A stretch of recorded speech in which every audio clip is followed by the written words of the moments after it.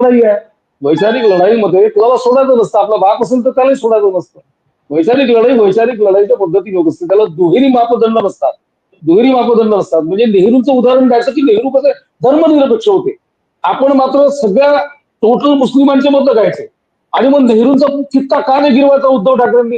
लालबागच्या राजाच्या दर्शनाला पहिल्या दिवशी जायचं आहे की नाही? 35 वर्षानंतर पहिल्यांदा म्हणजे 2 दिवस आधी यांचे सगळ्यांचे सर्वेसर्वा भीष्म पितामह म्हणजे शिवाजी महाराजांना जाणता राजाने म्हणायचं, पण यांचं दैवत जाणता राजा असलेले शरद पवार 35 वर्ष लालबागच्या राजाला गेली नाही.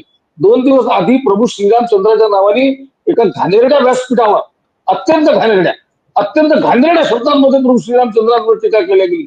स्वामी समर्थांवर टीका केल्या गेली. वाटेल ते बोललं गेलं. लोकांचं श्रद्धास्थान आहे, कोट्यवधी लोकांचं. त्या श्रद्धास्थानांवर, त्या दैवतांवर टीका केली, निराधार टीका केली.